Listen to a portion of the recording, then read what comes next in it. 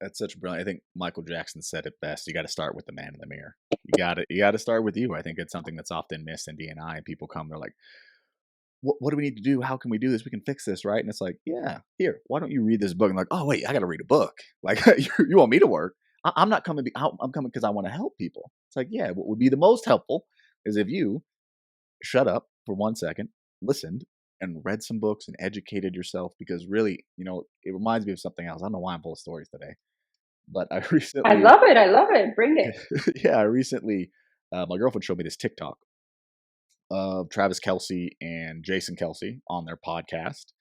And Travis Kelsey is dating Taylor Swift, huge thing in the football world, in the world, really, in Mm-hmm. general. Mm-hmm. And there was this moment that was kind of a while back, but it was a Swifty talking about it. I hadn't really watched the podcast, but she was like, "There's this moment in here that I just want to say is what I think will do wonders for gender equality."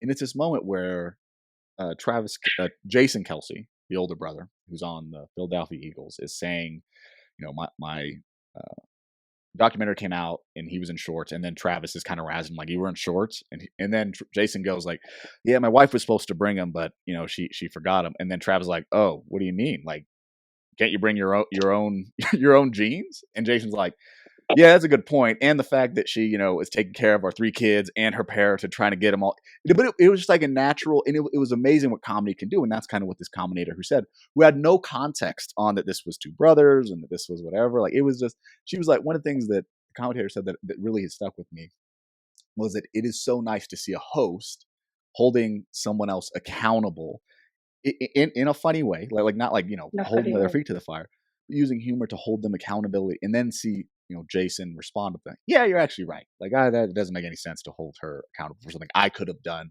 myself, and I could have been better at planning. So I think things like that also give me hope that I hope I never stop seeing that and recognizing internally that, man, we are making progress.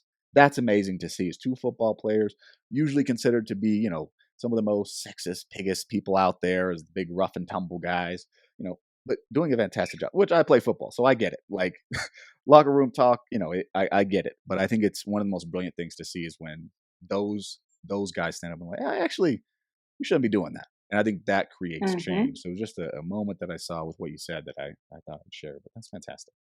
I love that story, and I love those two. By the way, I saw their documentary. They're totally hilarious. Yeah. And it's funny you mentioned Michael Jackson's song "Looking in the Mirror" because one of the chapters is called exactly that, "Looking in the Mirror." And, you've got to, in order for you to do the work, you have to look in the mirror. You have to really look at all those different pimples, zits, freckles, whatever is there, and really go inward so that you can go outward. And it's so hard. I think you would agree. It's very hard looking in the face and looking at some of the ugly side. And the sad part is, even if you didn't do anything to have the biases you have or the discriminant thought, you own them and you have to do the work to fix them. Because I think some of the things that I learned in high school. I remember the conversation where I learned like, holy shit, I don't know where I got this from, but this needs to be corrected. Because I Mm-hmm. thought it'd be a great idea for there to be a Foot Locker for women. I was like, women need their own Foot Locker. What if they had all their own stuff and this, that, and the other thing? And my sister and I, I'm like, dude, like, you don't need to solve the problem. We just want to have the same options as you. Because like the idea there is that like somehow they're pink shoes and whatever. Like, no, I just want like a version of the LeBron shoe that I can wear or the version of whatever. And I was like, no, you don't understand. Like, it's this. And it wasn't until like I got verbally slapped in the face by my mother and my sister, like, dude, shut up and just listen for 10 seconds. That I realized, like, oh crap, like, I have a lot of work to do. There are a lot of assumptions. And for me as a man to just come in and be like, oh, it should be this, and let me help you out, fix that. And like, that's quite courageous. Like, it's not that there isn't space for me to have a conversation about, oh, have you thought about this or whatever? But there's a time and a place, and there's an underlying understanding that's needed in order for me to make those comments and them to be respected in any type of way. And they were right in like, being like, hey, shut up, stop being an idiot.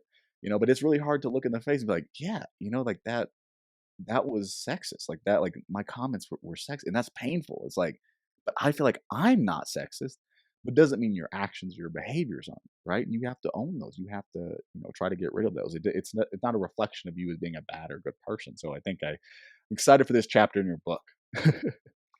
I'm excited. I'm crapping in my pants a bit, because it's a very vulnerable experience. There's a lot of stories there that only those closest to me know. Um, because it can be that painful, right? Doing the work can be shameful, painful, and everything in between. But if you don't do that, how are you going to make an impact with others, even if you're just an individual contributor or Yeah. manager, or leader, executive, you name it, right? I have so much respect for you for writing a book and going through that process. My dad wrote a book, and we both have dyslexia. And I remember, hopefully I don't cry here. I remember when it got published, and we were sitting in the room before, I don't know, I think he was speaking of something, and we had the first copy, which we couldn't get. Like something happened. I don't want to say anything about the publisher, but we couldn't get a book, so I had to go online myself and like FedEx myself a copy and somehow get us a copy when he wrote the book. Whatever. But uh, I sat down and I read my dad. We both started crying. We couldn't even get through it. Like as soon as I started reading his forward, like we both started crying hysterically, just because it meant so much as two people who really struggled to read and just kind of it was this whole thing, which just means something. So anybody who has the courage to write a book, it is so incredibly hard. It is so much of yourself, and I have so much respect for you. Cannot wait to read and support you. It is Thank fantastic. you. I'm so Thank excited. you. I appreciate that. Yeah, I could. It's taken me some time to even talk about it without crying. Yeah, And I can appreciate what you're saying when those words stare back at you. It is emotional. It is emotional, and it's you can tell the story a million times, but when you get that raw, that deep, so publicly, yeah, a lot of emotions are gonna be stirred. yeah, 100%. Well, I think it's time for our last question. And that question is when we look at diversity, society in general, what is the missing piece? We know there's not one missing piece. We know there are several. We know it takes a conglomerate of a bunch of different factors. But if you had to leave our listeners with one thing, what would it be? Asking the fundamental question, which is, what is it that I'm missing? What am I not understanding? That's what's missing. Rooted in understanding. I love that because I think so often we assume we have all the answers of why someone's motivated to do that. Oh, they just do it because they hate me, because they just don't. Well, what are you missing on their side? I love that. That's such a thought provoking question and behavior altering question, which I absolutely love. Well, Lorraine, what do you have coming up? Where can people find you? We know the book's coming out. Where can people find you? Get in touch with you if they want to learn more. Absolutely. You can reach out to me via my website, www.lorenrosario, LORENROSARIO.com, or you can follow me on LinkedIn, my full name, Loren Rosario-Maldonado, LORENROSARIO, Maldonado, M as in Mary, A, L for Larry, D as in David, O, N as in Nancy, A, D as in David, O. Fantastic. Well, Lauren, thank you so much for being here. We really, really appreciate you taking the time out of your day. And as always, thank you to the listeners for being here. And we'll see you guys next time on Finding Diversity, the Missing Piece. Thank you for listening to Finding Diversity, the Missing Piece. You can expect new episodes monthly.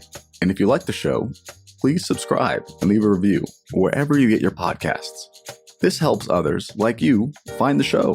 Finding Diversity, the Missing Piece, is powered by Cape Inclusion. It's produced by Studio Deed Podcast Production, directed by Prescott Long, and hosted by me, Justice Thompson. To learn more about how you can get started and to book a demo, visit us at capeinclusion.com.